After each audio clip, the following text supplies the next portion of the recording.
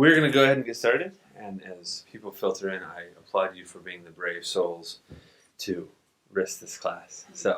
But I'll say more about that in a minute. So let's pray. So we thank you for this day, and we thank you for the opportunity to join together and to share in discussing what can sometimes be a difficult and challenging topic, but one that is so crucial and important. Pray that you would bless our times. In Jesus' name we pray. Amen. Oh, that's right. Yes. I was like, why? I forgot. I do know why. All right. We're going to start with a show of hands.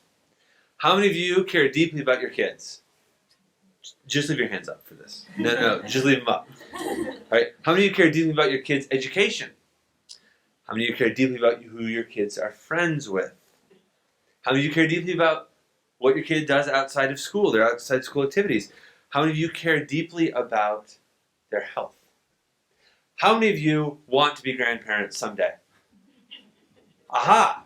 So all of you hope, you can put your hands down. All of you hope someday that your child is sexually active, correct? Right? No, I'm just saying. All of you hope someday, right? When I'm working with my junior high kids, I always say, give me a solid 10. 10 years at least, please. Right? But someday, most of us aspire to be grandparents. Which means that someday, we want our kids to be healthy, sexually active people. The question is, why do we spend hours talking about college decisions, days talking about college decisions? Why do we spend hours and days talking about coursework and homework? Why do we spend hours and days talking about friends and the choices that you make with your friends? And yet we're mortified to talk to our kids about sex. Well, the answer. They don't want you to. They don't. I asked my 8th grade confirmation class. I said, at what age do you think parents should start talking to kids about sex? They shouldn't. What do you mean they shouldn't? No, they shouldn't. I was like, come on, guys, be real. No, they shouldn't. It's just better off if they don't say anything. This, and again, it's an unscientific poll, but to a T, 21 of them all were like, please don't say anything. So your kids don't want you to talk about it. It's difficult to talk about it. And I'll tell you the other reason it's difficult to talk about it. Because the thought of you having sex absolutely grosses them out. All right? If I really want to make them really uncomfortable, I say to them, well, you know how you got here, right? Oh, Brian. Oh, gosh. Or, right? These are the reactions that I get. And this shows how truly it is how uncomfortable it is to talk about. But yeah, the case I'm going to make here in a minute is that it is so crucial that we talk about this. But first, what we want to do is have you guys split up into groups right where you are and answer this question. What did your parents, or how did your parents talk to you about the issues related to sexuality? So go ahead, take 5 minutes, go. All right, if we want to come back together. So I overheard some of the conversations, and I heard two things. I heard school, and I heard parents, and I heard peers. Those were like the three main sources, right? We said church back here. Church, okay. Let me introduce you to the most frightening source of all. The internet. The friend called Google. So one of the things I planned on demonstrating for you today was what happens when... Oh, well, let me tell you a story. When I was in 5th grade, I heard the word blowjob. No idea what it meant, 5th grade. So my cousin, who was 3 years older, and myself, and my aunt, and my mom were all sitting around, and I was like, what's a blowjob? Now, the key thing is that my cousin immediately realized, he's like, I'm screwed. Like, I didn't teach him that word, but I'm going to get the blame for it, right? He knows that I just set him up, and I didn't mean to, I didn't know anything, right? And everyone was just kind of like, whoo, right? Okay, that's a good story. Here's the bad story now, all right? Well, now what I wanted to demonstrate for you now was how a 5th grader now finds out what a blowjob is. I can't. Because if I did, it would openly show you pornographic images, right? You go to Google, you type in blowjob, nothing comes up. Kids aren't stupid. They know how to turn off the safe search at home, okay? So they turn off the safe search, and everything comes up, okay? The first 5 websites are straight up porn video websites. The first loosely non-porn thing is 15 methods for a great blowjob. That's number 6, okay? There's nothing that is at all helpful on the first page. Heaven forbid you click videos or images, and you are instantly exposed to full-on pornographic material.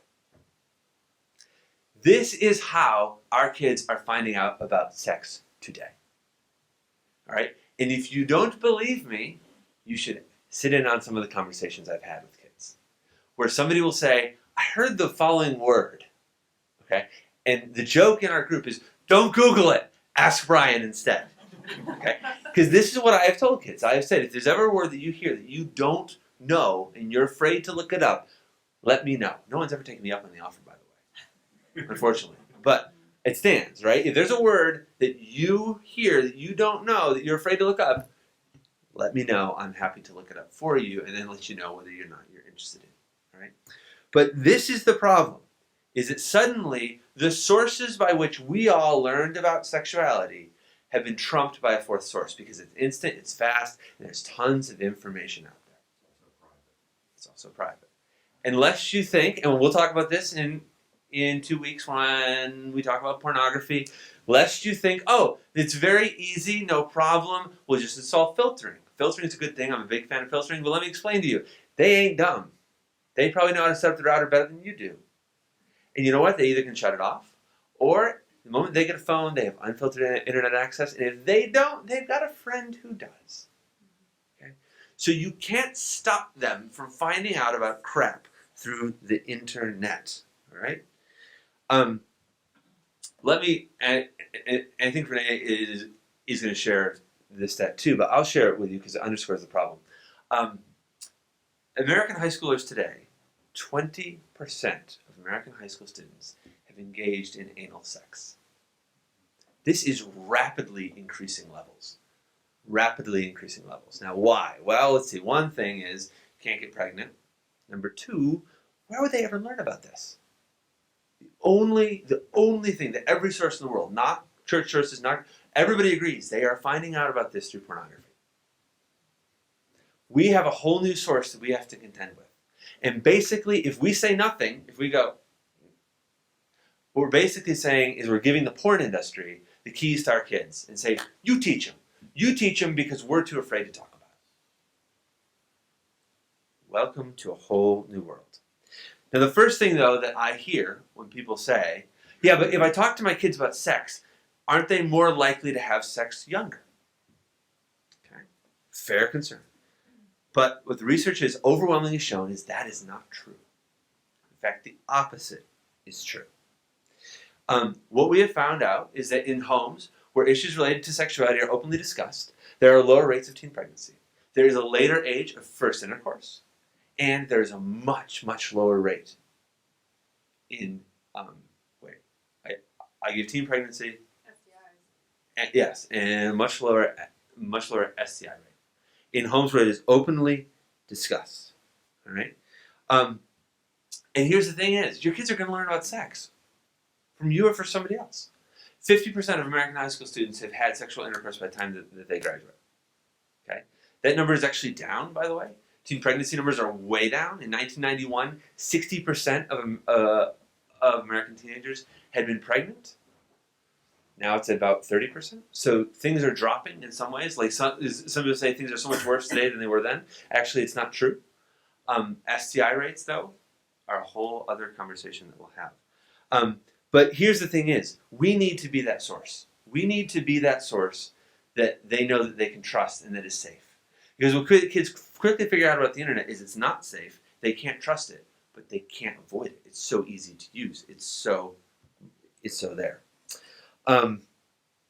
So I want to use this analogy, okay? How many of you have any of you taught a kid how to drive yet? Okay. The logic that says, I'm afraid to talk to my kids about sex because they might have it sooner if I do, is equivalent to saying that you should let the Fast and the Furious and Dukes of Hazzard teach your kids how to drive a car. Right? That's basically it. That you should say, watch the Fast and the Furious 7 or whatever we're on now, and watch how they drive, and that's how you learn to drive a car. That's what porn does. That's the image about sex that porn gives. Right? It's Fast and Furious. So, what does the church try to do? The church invented this thing called the purity pledge. Did any of you take a purity pledge? I'm not going to ask if you have held it. I'm just going to ask if you took one. None of you took purity pledges? They didn't have that one. Yeah. Oh, you grew up. No, you did. No, you're not too old. You grew up in the wrong parts of the country. No, really, you did. You did. Right. You did. No. Purity pledges. Oh, purity pledges have been around. Oh, sure. Purity pledges have come around. You all grew up in the wrong churches. Here's what a purity pledge is. Okay. Purity pledges work like this. You go to this event, and a young, undoubtedly married male speaker stands up in front of a whole crowd of teenagers and implores them about the evils of premarital sex. And what it especially says to girls in the crowd, especially to girls, is if you have sex before you're married, you will have cheated your husband out of a gift you can give him. Makes me cringe to say it. I'm just telling you what the pitch is, right? The greatest gift you can give your spouse is your virginity. That's the line that leaves over and over again. And then at the end of the night, there's this big emotional pitch, and everyone signs these purity pledge cards, and everyone gets purity rings that goes on your finger. Okay? This has been the church's answer to the problem of premarital sex. Let me just say, it's failed. It has undoubtedly failed. The research has shown only 20% of people actually manage to keep them. But for the 80% who don't, it does delay the onset of first intercourse. So they just say, well, that's good. Except that amongst pledge takers, teen pregnancy rates are higher, STI rates are higher. It doesn't work. It just doesn't work. It only delays. Between 6 and 18 months. Yeah. You read a study 18 months. I read a study that said 6. And if you want proof, I hate to pick on our neighbors from the south, but I'm going to pick on our neighbors from the south. If you look at a map of where teen pregnancy rates are the highest, you would find out it is in the heart of the Bible Belt. Unmarried? Unmarried So teens. it's not that they're getting married younger. Only 2% of teenage pregnancies in the United States come from a woman who's married. Only 2% of teenage pregnancies. Very high teen pregnancy rates. Texas is like 40%. Very, very high. All right. So I don't want to pick on the Bible Belt too much, except to say our purity approach has failed. So the alternative then is to say, you know what? Kids are just going to be kids, aren't they? They're just going to have sex. We just need to teach them about birth control. And we just got to, No, that's not what we're advocating here either. We're not saying that the goal of encouraging kids to wait until they're married is a bad thing. That's actually still the goal, all right? What I tell my high school kids is I say, look, you all have no business having sex. You can't handle it. You can't handle the emotional parts of it. You can't handle the possibility that you get pregnant. And in case you didn't know, half of you were accidents in the first place. So, it's true. Half the pregnancies in the United States aren't planned. So half of them sitting in the room are accidents. I'm an accident. I found out at the Thanksgiving table. I did. Right? Half the pregnancies in the United States are unplanned. What? But you're an only child. I know. I just came a little ahead of schedule. That's all they tell me. But that's okay? So we need a new approach. It's not that the goal has to change. In fact, the goal shouldn't change. What Scripture teaches us is very clear. There's no questions on that. The problem is the approach of purity, which is just don't do it until you're married. And then it's great, do it. But until then, don't do it. Let's not talk about it. Let's pretend it doesn't even exist. Has patently failed. And we simply need a new approach. Any questions on anything that I said? Sexually transmitted infection? Thanks. We used to call it STDs. Maybe Dr. Yeah, I Thompson. don't know. I always used to actually call it STDs. All right. Here's a paper if you want to take notes, because. What'd you say? You gotta keep up with the times. Yeah. You're welcome.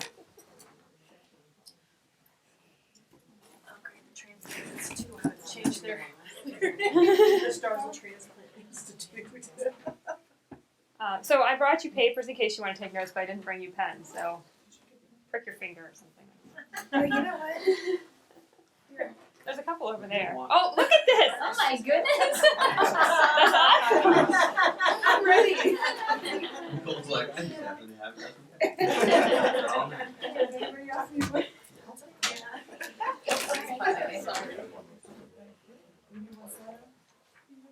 Yes, thank you.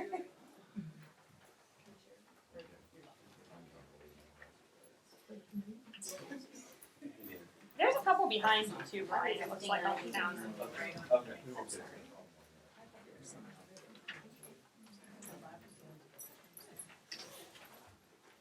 Alright, so Brian spent some time talking about how his teenagers get really, really, really wiggy if their parents tried to talk to them about sex. But how many of you, when your kid was 3, was running around the house naked?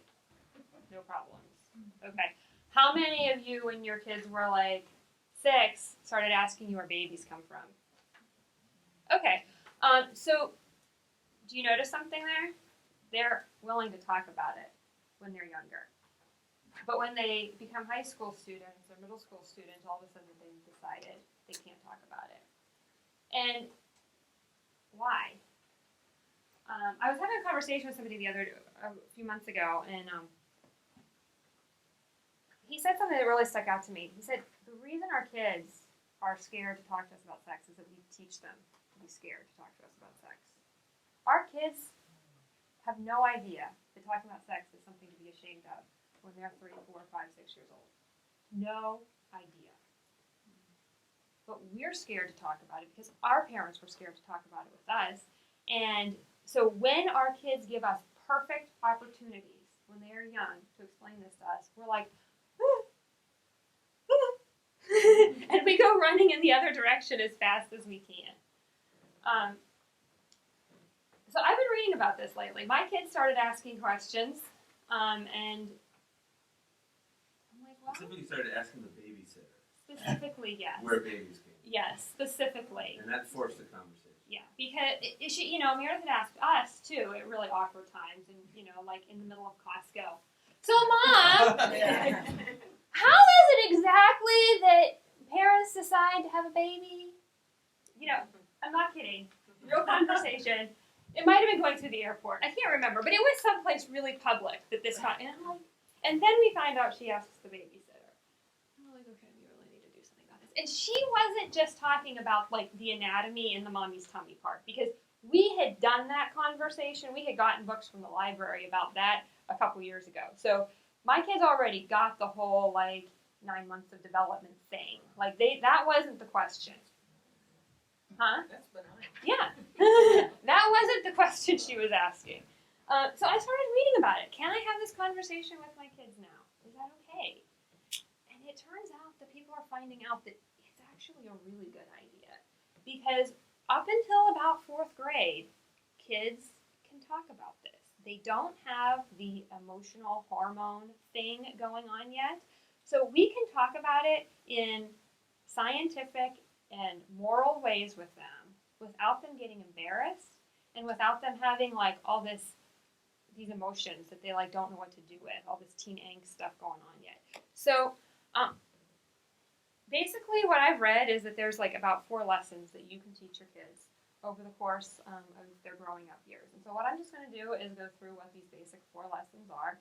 And some of you have already passed these milestones with your kids, and that's fine. Just pick up wherever you can. I definitely skipped the first lesson with my kids and picked up later, but I think that there's also really good things here. So the first thing is when your child is 0 to 4, just learning about their anatomy. Okay, we are perfectly happy to tell our kids this is your elbow, these are your ears, but then when they are like, what's this? Oh, that's your dingy thing. Put that away. Don't touch it. Name it. Okay? It's a real body part, so tell them what it is. I didn't do this. I was totally the parent who was like, that's part of your privates. or something. I don't know. I didn't know what to do. Something I read that really made me think about this, though, is that if you give your kid the real word for the penis, the vagina, whatever it is, you're doing yourself a favor, because if that word ever changes, if they start referring to that body part in a different way, you need to investigate that, right? Like, that is a child safety issue, because if you taught them one word and all of a sudden there's a different word, where did they learn that? And so that was really, that struck me, you know? I want to know the word that my kid uses.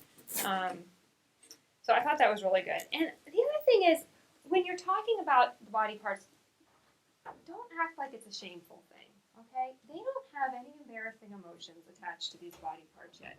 So don't try to instill, you need to teach them responsibility. There's two words that I think we really need to teach kids when it comes, two attitudes we need. We need to teach them pleasure. It feels good. We need to acknowledge that our sexuality feels good and is pleasurable. But we also need to recognize that there is responsibility attached to our sexuality. Okay? So with your young child, you can talk about, hey, it feels good to run around the house naked, yeah? Like that, we can acknowledge that. That's okay. All right, diaper change time. It's okay for your young child to enjoy diaper change time. All right? But we also need to start teaching the child the responsibility that comes with your sexuality. It is not okay to run around the living room naked when the parents have dinner party over, for instance. That is not okay. Okay, so we can teach them early on, just, yes, acknowledge pleasure, but there's responsibility. Okay, there's responsibility. So, and so I think that those are some good things to just keep in mind as our kids are in that early age. But I don't think any of us here really have kids who are in those early ages. So keep it in mind for your grandkids. 4 to 8. This is where my kids are right now. And this is where those questions start coming. Where do babies come from? Or where you see early signs of so you start to see more intentional masturbation. That's another thing that you'll see at this age. And so both of these are really, really good places for you to start a conversation with your 4 to 8 year old about sexuality. And this is the time where your child can actually start to understand what reproduction is all about. Okay? If you don't really want to talk about sex yet, you can get the book from the library that starts to talk about just the development of the fetus. That's okay. You could start with that. That's fine. But just kind of start to talk about reproduction. Make sure they understand what it is. Okay, the stork didn't land a baby. Not many people say that anymore, but that's not where babies come from. It's not a magic trick. There's actually a real process here. Let me see what else I want to say here.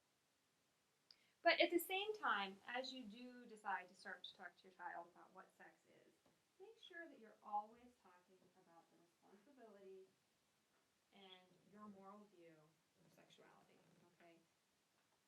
Your child is very receptive to you at this age. They are soaking in everything you say. All of your views about things, they are like right there. They agree with you 100%, no matter what comes out of your mouth.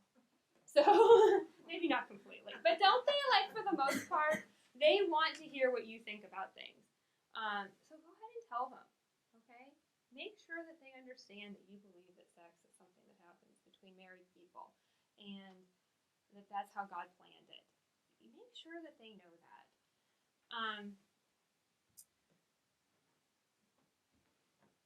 And that it's a way that couples show love to each other.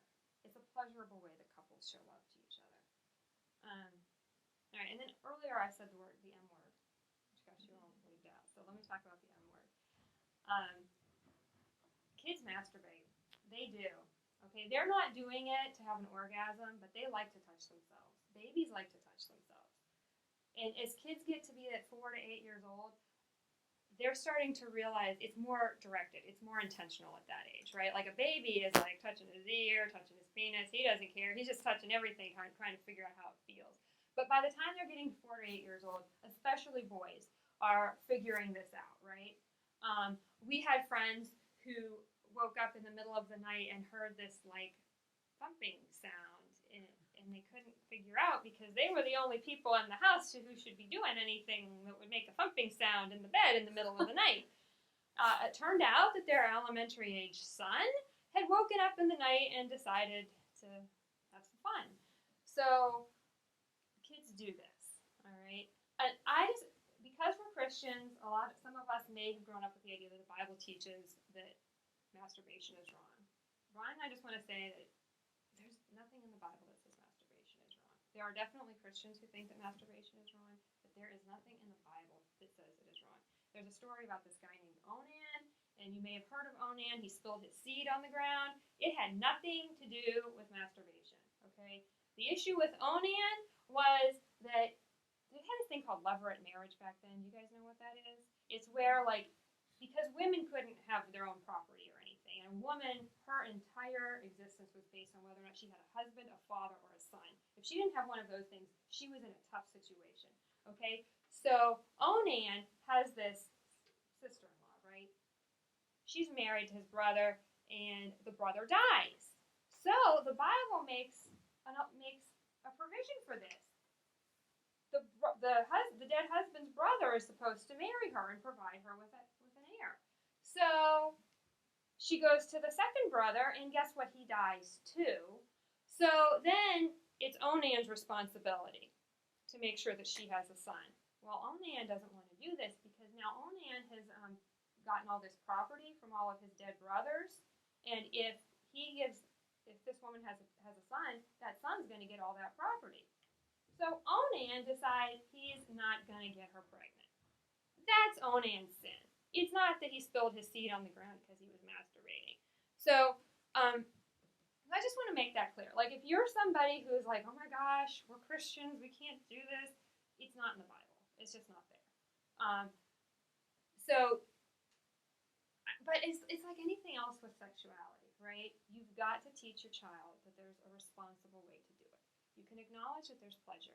And by the way, you acknowledging that there's pleasure in sexual stimulation gives you street cred as your kid gets older, okay? Because teenagers think that their parents don't have sex, okay? They think that their parents are asexual creatures. But as soon as... No, that's true. That is totally true. like unequivocally, your teenage kids do not think you just don't sex. Like, they are shocked and appalled at the thought. They're grossed out. I mean, they just don't think you do at all. And even when they're married, they still don't. Yeah. They don't acknowledge that. Well, every generation doesn't benefit themselves. Yeah.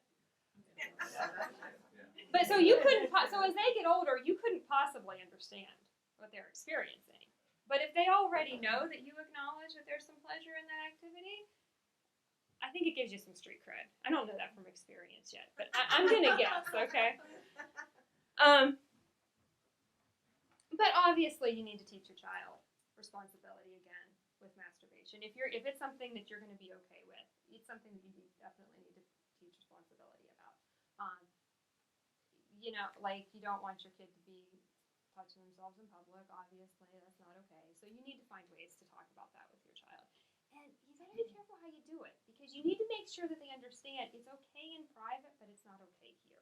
So you've got to make sure that you're not shaming the entire activity, because that leaves scars later on where they're ashamed of their sexuality in general. And if they're going to have a healthy sex life with their spouse later, it's going to be harder if they have a lot of shame attached to their sexuality. So, One thing that I'll add, I don't know about girls, but if you think, oh, my son will masturbate, you are lying to yourself. I have worked with junior high kids for 10 years, and I have never met a kid who openly denied masturbating when it comes up, ever. Do they say, oh yeah, I do that? Or do they Some of them are a little more honest, but some do it for shock value, but I've never had anybody, when I talk about it, be like, oh, I never do that. They will. They absolutely will. I just wondering if they say, if you price it, say, show of hands, how many have? You don't do that. No, I was going to joke and said, well, which hand? So you laugh. But these are the conversations I have. Whoa. I'm just telling you. This is what comes up. Anyway. No wonder they like youth group so much for being there. reminded me that I wanted to say that it's not just boys who masturbate, okay? 90% of adult women in the United States masturbate, okay? So it is something that is a girl thing, too. We always think it's like a guy thing. It's not necessarily. So, and, you know, I have to say, I've been reading about this more lately, and I'm not, like, an expert on this yet, but there are some, it seems like there are some health and pain management benefits for girls associated with, like, their menstrual cycle and stuff, if they are able to, like, achieve orgasm on their own. So for me as a mom, I'm thinking that this is probably a good thing for my daughter if she figures this out, because maybe it'll help her keep her hormones and some of her pain in balance. And again, I haven't read a whole lot about this yet, but it does seem like there's some research that is indicating this. So, all right. I also want to talk a little bit about sex play. I had never really thought too much about sex play before. Sex play is when it's not necessarily masturbation, but it's ways that kids explore sexuality. You know, they're kind of exploring this idea. And sometimes it is done in private, and sometimes it's done with other children. And sometimes it involves taking clothes off, and sometimes it doesn't. But it's something that happens. Something like a little over half of boys engage in this, and about 1/3 of girls do. And they know this because they ask adults. It's not like they're asking the kids, do you do sex play? But when people get older, they've done some research, and they've said, you know, how many of you did something like this when you were little? So I'm just going to, Brian and I were both thinking about this, like, did we do this stuff? Because it wasn't something that either of us had really thought about. And I was thinking that, yeah, actually I did. Totally embarrassing story. But my Barbie dolls, you know, they had sex every once in a while when I got to be a little bit older. And Brian was talking about how when he was like 6, 5? Maybe you should just tell the story so I don't mess it up. So I had a neighbor of mine who we were the same age, and we would and the babysitter that we went to, they were younger kids. So when we would play house, we were the mom and the dad, and we would cuddle on the couch under the blanket, fully clothed, but basically acting out what we were seeing at home. Mm-hmm. You know, it wasn't inappropriate anyway. It was just. Yeah, so I think that both of our examples of sex play are pretty healthy. You can't really, you know, we were just kind of trying to experiment with some ideas. I just have to tell you, we have a little girl that lives diagonally across our backyard that Garrett plays with, and they're the same age. And one day she came over to our house. They wanted to watch a Disney movie, so they were in the toy room, sitting on the couch watching a Disney movie, and I was just around the corner at my desk in the kitchen. I was doing some stuff on the computer, and you know, it was quiet in there. The movie's on. And then Garrett peeks his head around the corner and he goes, Mom, I want to show you something. He comes around the corner, he's wearing her clothes. And I said, oh, please tell me you have your own underwear on. And she like pulls down the waistband of her shorts and there Garrett's underwear on. I was mortified. And I'm like, I'm sure her mother's never going to let her come back. Okay, so this is that was my next point actually, is where do you need to draw the line, okay? Right there. The book that I read said that adults who report that they engage in this, they almost universally recall it with fond memories. Like, it, you know, except if two things happen. One is if it is coerced by an older child, and another is if the parent has a really strong negative reaction when they see it. Those are the two things that make it a negative experience for the kids. But as parents, let's be honest, we don't want little Billy poking little Susie. Oh, it's just innocent sex play, you know. No, probably Susie's mommy's not going to agree with that. So, again, I come back to the same thing I've said over and over. Pleasure and responsibility. Yes, it's interesting. You know, this whole thing that you're doing, it was fun, but let's have some responsibility here. And it is not okay to, but can you manage that? Like maybe your initial reaction is one thing, and then later you come back with your child and have another conversation. Does that make sense? Like, don't scream and yell and flip your lid when you see it in the moment. Do something that's relatively benign to just get your child out of that situation. Like, there was a story in a book I read about this mom who walks into the living room, and her two daughters are sitting on the couch eating their cereal, naked, with a toe in each other's vaginas. The mom says, I love the mom, she says, what did I tell you about eating your cereal on the couch? And then later, she goes back and talks to her daughters about why that maybe wasn't a good idea. Does that make sense? Yeah. So she didn't totally embarrass them in the moment and make them feel shame. So I think that those are just some things to keep in mind if you encounter this in your own home. All right, let's go on to the age 12 crowd. This is probably the one that we do the best, I'm guessing, because this is where we're explaining to kids about puberty. And this is a little bit easier. You know, you're going to grow some hair, you're going to start your period. We can maybe talk about this a little bit easier. And the school's more likely to talk about this. I'm not going to spend too much time on this. The only couple things that I do want to say is that around this age, we need to deal with the issue of attraction. And this is the first time your kids are going to maybe start to feel some attraction for the opposite sex.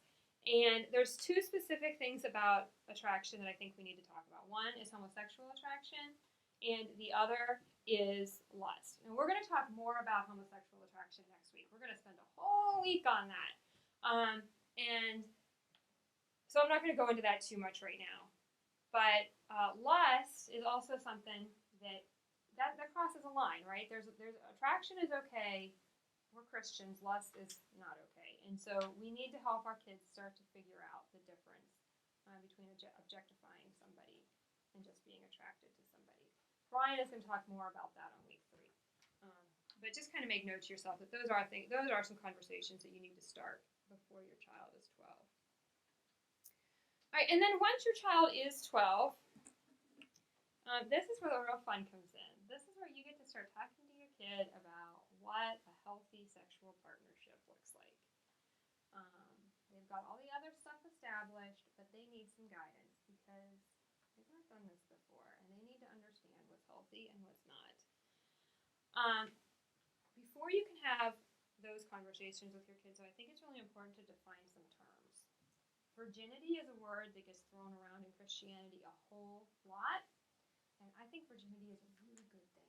I want to affirm that right now for single girls and men. I think virginity is a really good thing. The problem is there are a million different definitions of virginity.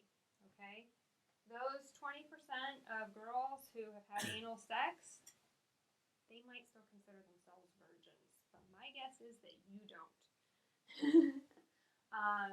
Some kids think that it's not sex. If they need to define your terms for your kids and figure that out. But then I want to talk about 5 things that every child needs to know that a healthy sexual partnership should include. Okay. The first one is, and this is as Christians, I think that this is important. Calling in community. Okay. Your child's sexual activity does not occur in a vacuum, and they need to understand this, that their sexual activity is happening in front of God, and it is happening in front of their community. All right, and so they need to be able to ask themselves: is this encounter God's decree for me? Is this something that God wants for me right now in my life? Okay. And they also need to figure out how their sexual decisions are impacting their community. If they get pregnant, how does that impact their family? If they're viewing pornography, how does that impact the girl who's in the video? If they're sending the guy's asking the girl for a nude picture to be sent over her text, how does that impact the girl and her reputation? Okay, so those questions about calling and community. How is my sexuality impacting those around me? And how is God viewing my sexuality? Is my sexuality occurring in such a way that it is putting God first, others second, and me third? Another thing that we want to talk to our kids about is safety. This is something where the purity movement totally fails on this because they never talk to kids about what safe sex looks like. But actually teaching your kids about safe sex can be a huge deterrent. Because if kids actually understand that they need to have 2 forms of birth control going on at the same time, and if they actually know the failure rates of those different types of birth control, they are a lot less likely to take that risk in the first place. You can have your teenager do a little report for you if you want. If you're concerned about this, have your teenager do some research to find out what is the failure rate? Like how do these different forms of birth control work? 2 forms of birth control because only a condom protects against STIs, but sometimes the condom breaks, so the girl needs a backup too. That's why there's 2.